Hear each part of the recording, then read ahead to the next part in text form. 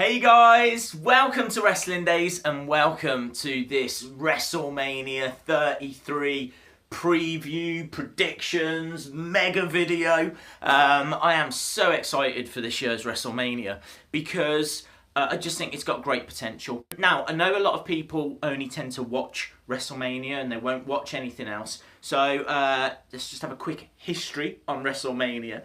It is the big one. It is the grandest stage of them all. I mean, it is up there in regards to the amount of views that it gets and the amount of social media exposure that it gets with the Super Bowl. This is the 33rd WrestleMania, and it's going to be in Orlando this year, Florida. Happens on Sunday, April 2nd, and this is the second time that it will be held in this venue. This is the Camping World Stadium, I believe it's called, and they actually held WrestleMania 24 there. We are expecting big things from the staging. The ramp looks like it comes from the top of where the seats are all the way down to the ring, and also you've got like this massive set which looks like it could be a roller coaster, and obviously the tagline for this year's WrestleMania is the ultimate thrill ride.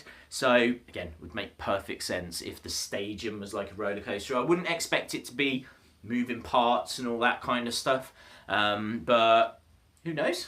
Honestly, it's WWE, who knows? So let's go through the actual matches, shall we? On the 2-hour pre-show, we're going to have 3 matches. We're going to have the Andre the Giant Memorial Battle Royal. Now, this is a match where all the competitors start off in the ring, the bell rings, and then they try and push each other over the top rope, right? They have to go over the top rope, feet have to touch the floor. Once that's happened, they're eliminated until there's just one person left, and that one person will win the Andre the Giant Memorial Battle Royal trophy, which I have a Mattel replica of, which is awesome, by the way, but that is what the trophy looks like. So, Mojo Rawley, Apollo Crews, Big Show, Curt Hawkins, Braun Strowman, Goldust, R-Truth,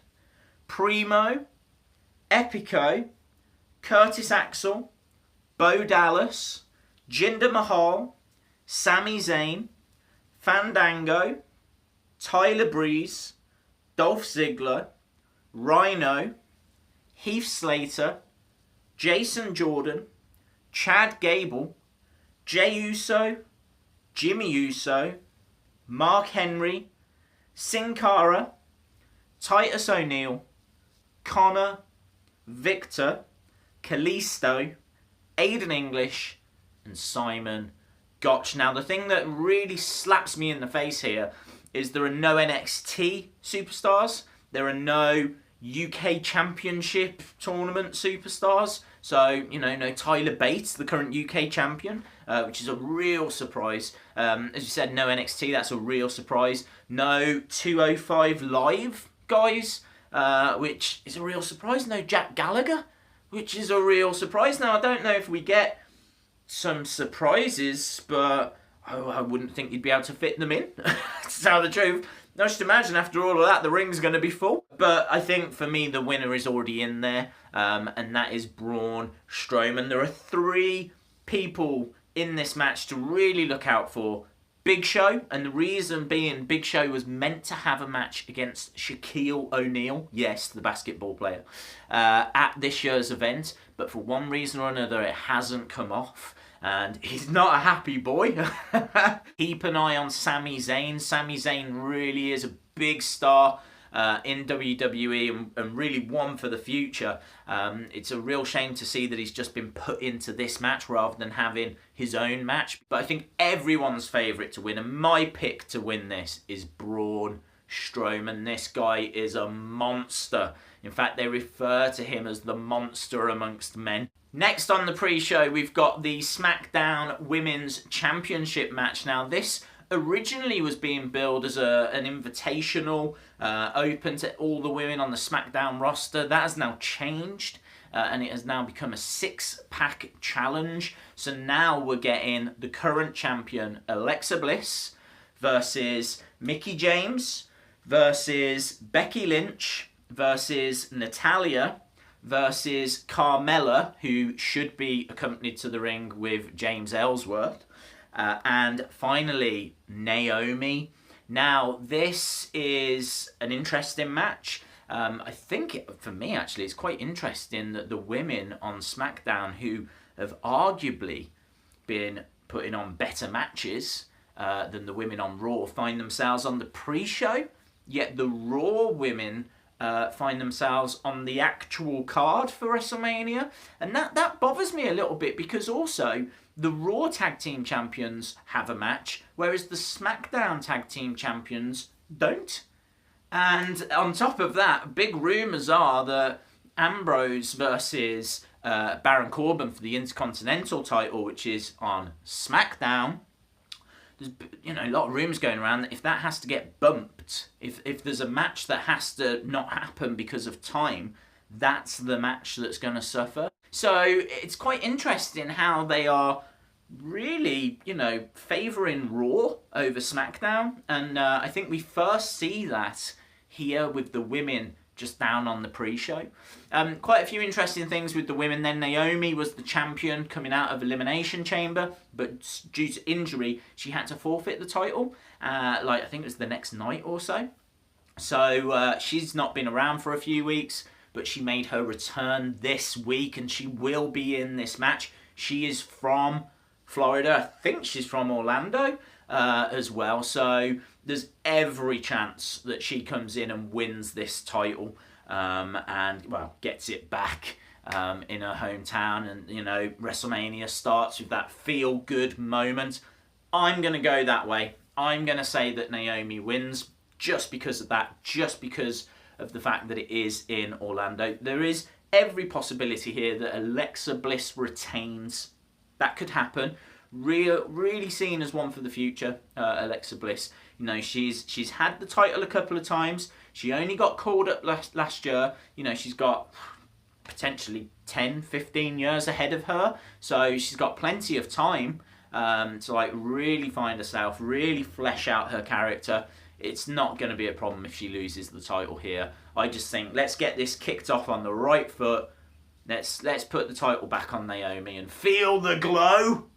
Final match on the pre-show is one that I'm really looking forward to. This is Neville, the champion, the Cruiserweight champion, going up against a double, also known as Austin Aries. Now, you are going to see things in this match which will blow your mind, because both of these guys can flip around, but they can also do submission moves. They can do proper technical wrestling. They can do submission wrestling. They can do brawling as well. They can both throw fists, but then they're both really strong in the air. Both of them really are like complete packages. Even Neville in particular, who's like, he's quite stocky, He's not tall, but he's real muscular. I think I'm right in saying this is both of their first WrestleManias. I know Neville missed out last year due to injury. So they have got, even if it is just the pre-show, they have got a wonderful platform to show what they can do.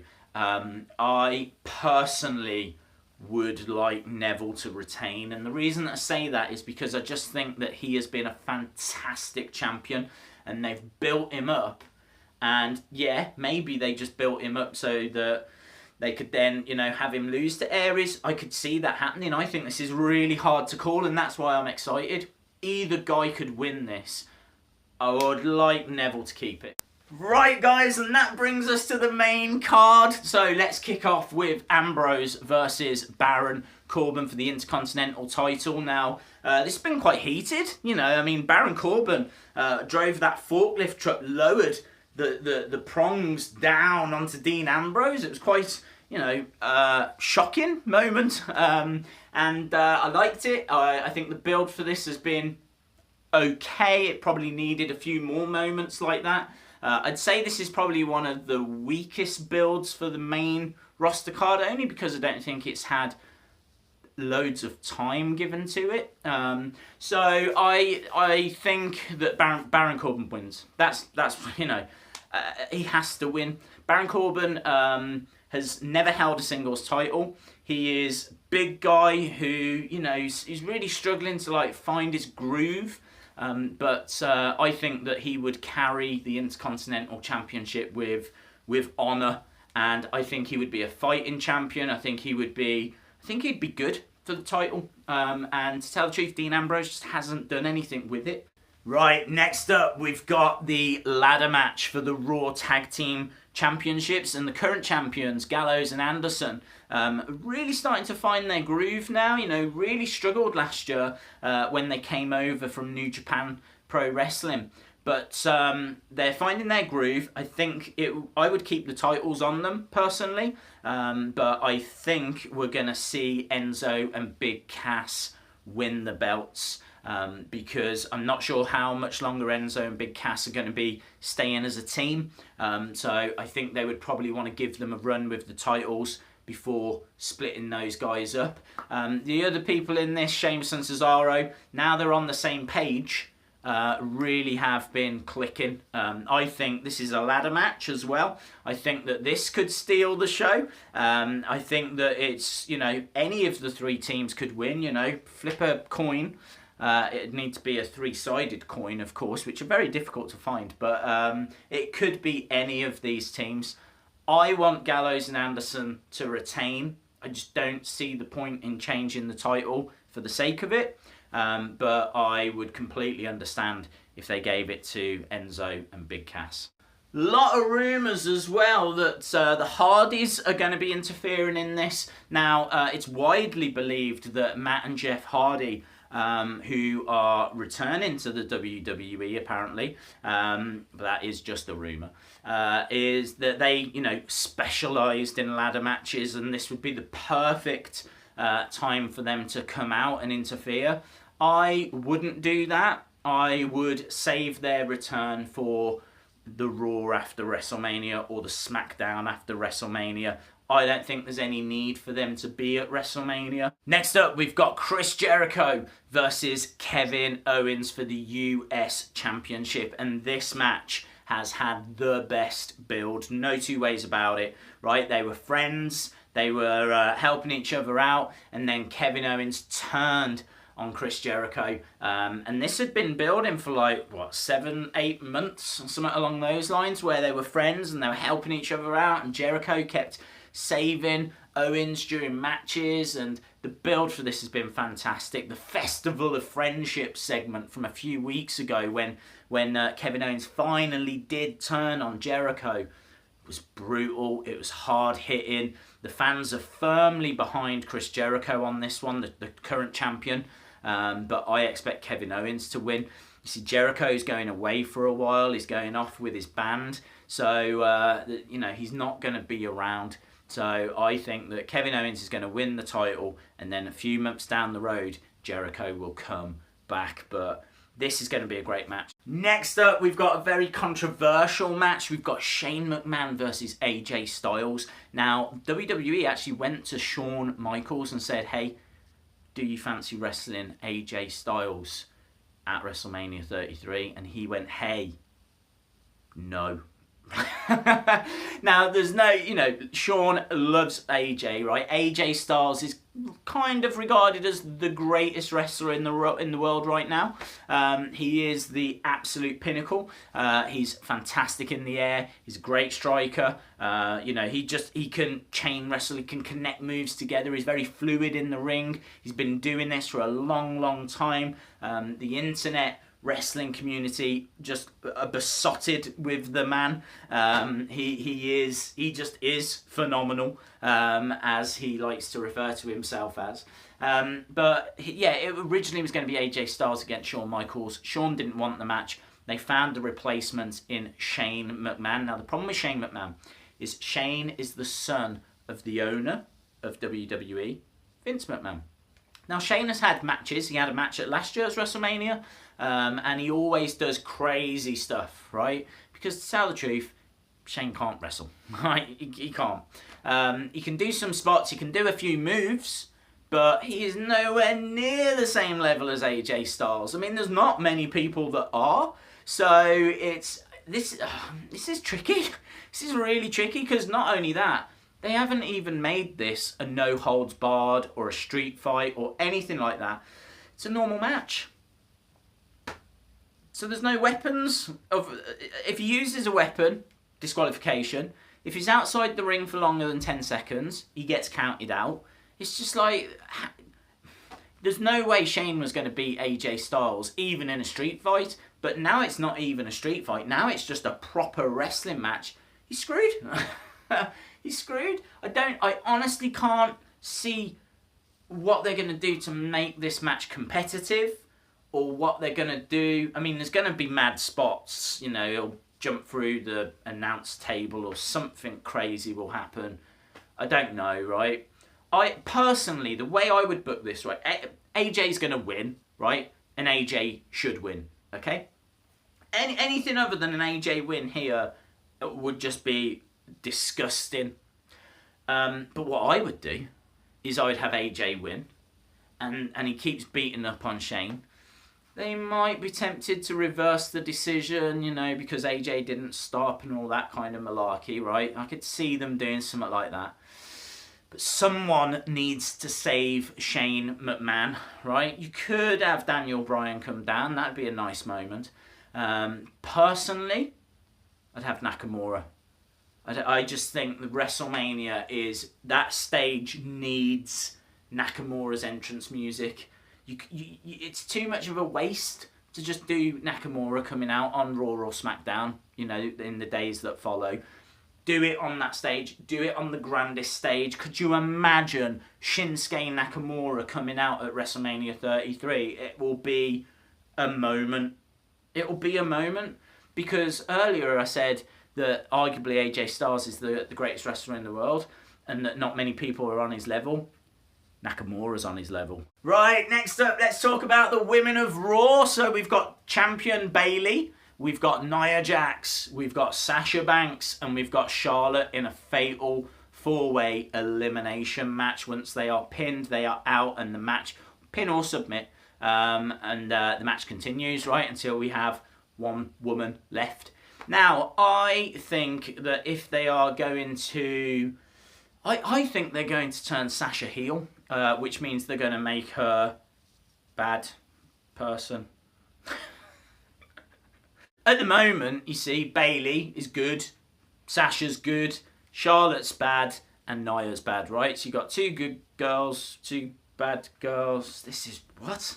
Bottom line, I think Sasha's going to win this, because I think she'll turn on Bayley, and then I think we go into this big Bayley versus Sasha program. That would make sense to me. Or they could be tempted to keep the title on Bayley and then do Sasha, you know, turning on Bayley in the days that follow. But I expect it to be one of those two. I'm going to say Sasha wins. But in truth, it could be Bayley or Sasha. I don't see Nia winning it. Charlotte could, but she's not a favourite for me. I think this is going to be Bayley or Sasha. Next, we've got one of the matches that has had one of the best builds, and that is John Cena and Nikki Bella versus Miz and Maurice. Now, Miz and Maurice are a married couple. Both of them are wrestlers, although Maurice doesn't compete in the ring anymore, but she will be at WrestleMania.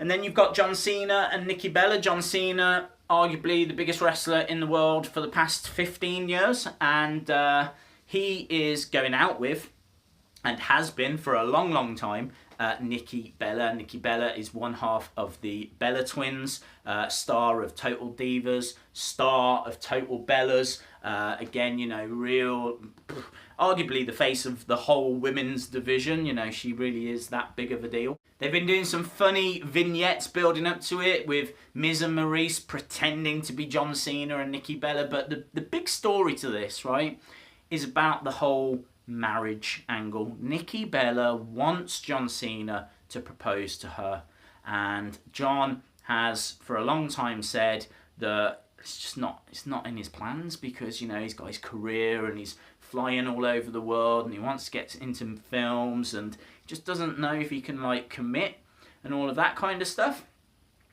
A lot of rumours say that John Cena and Nikki Bella will not only win this match, but that John Cena will propose to Nikki Bella after the match. And all in the build-up to this, you know, Miz and Maurice have been making fun out of the fact that Nikki wants to get married and John doesn't, and that Nikki's going to die alone and she's not going to have kids. And it's been quite brutal, actually, the build for this. To the point where if John doesn't propose to Nikki, I think they kind of overstepped the mark a little on some of their comments. Because poor woman, you know, she just wants to be happy and settle down and be with the man that she loves and all that kind of stuff. And I think that Miz and Maurice have done a fantastic job. I want to see John Cena and Nikki Bella beat them up for the stuff that they've been saying and doing. Look, I would like to see John Cena propose to Nikki Bella, because I just think it would be a nice moment for all of those fans out there that watch Total Divas, watch Total Bellas. It would be a WrestleMania moment. It wouldn't be as great as when the Macho Man did it with Elizabeth. You know, that happened in a wrestling ring as well. In the, I think I'm right in saying the early 90s, about 91, I think it was. So my pick is John Cena, Nikki Bella, and then they go off and get married and everyone lives happily ever after.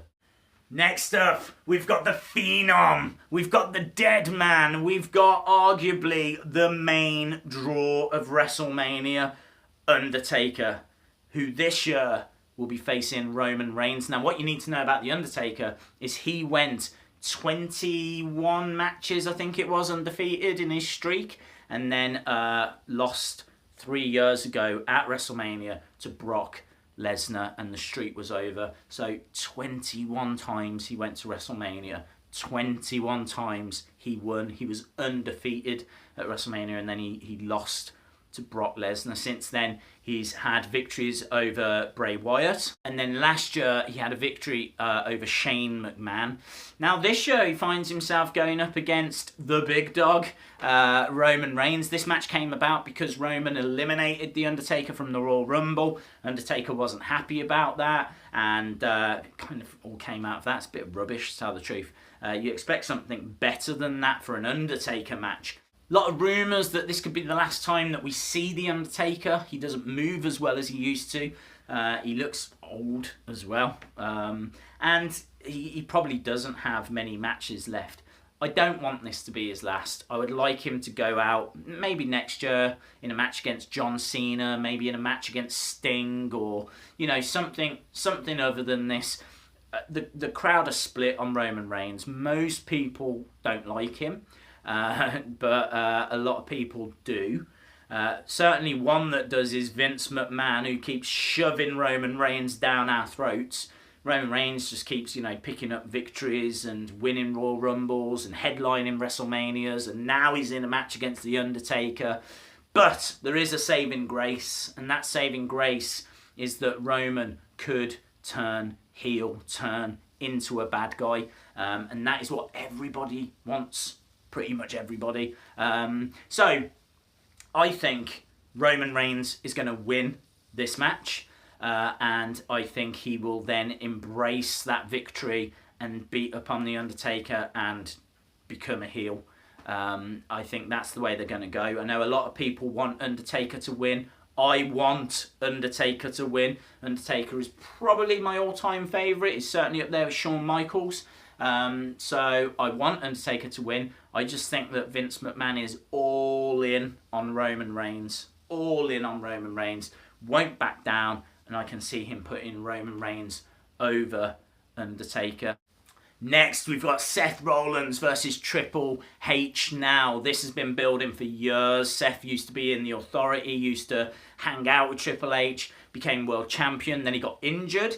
And then when he came back, he was trying to get back to being the champion, and Triple H turned on Seth Rollins, costing him his opportunity at the title. Seth has been trying since then to get a match with Triple H, and obviously that has now happened at WrestleMania. Now, the problem is that Triple H, has made Seth sign this hold harmless agreement, and the reason for that is that Seth is injured.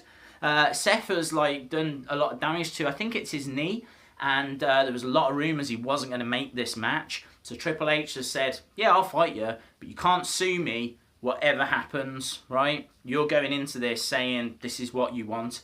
Seth has signed that. This is anything can happen, anything goes. Expect Samoa Joe to come down, and maybe Finn Balor. But again, I would save Finn Balor. I would save Finn Balor's return for Monday night. So I wouldn't have him come out, but I would have Samoa Joe come down, and we'll have to see. I think Seth Rollins wins. It would be crazy if it was anything else. But I expect Samoa Joe to interfere somehow. But yeah, this will be an interesting match. Hopefully not a long match. Certainly not if Seth is meant to be injured. It can't go on for 20 minutes plus. I'd like it to be short and sweet. But knowing Triple H, he'll probably want it to be main event and go on for half the show. Next, we've got the 2 championship matches. So, first of all, we've got Randy Orton versus Bray Wyatt. The build to this has been for a long time, since going back to SummerSlam, was it? But yeah, Randy Orton came into the Wyatt family. Luke Harper was saying, I don't trust him. And then Randy Orton ended up turning on Bray Wyatt. But that was after Harper had left. So, Randy had done a really good job, actually, of splitting up the Wyatt family, and Randy Orton was the winner of this year's Royal Rumble, and yeah, I mean, it took us a long time to get here, lots of twists and turns, but I think Bray Wyatt wins. That's the bottom line. I want Bray Wyatt to win. I think that Bray Wyatt will win.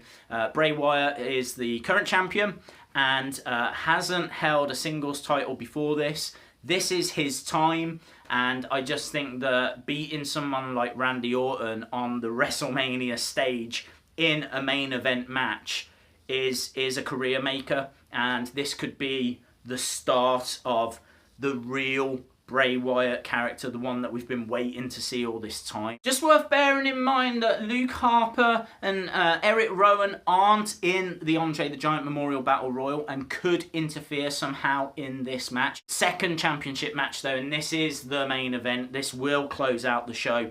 Goldberg versus Brock Lesnar for the Universal Championship. Goldberg is the current champion.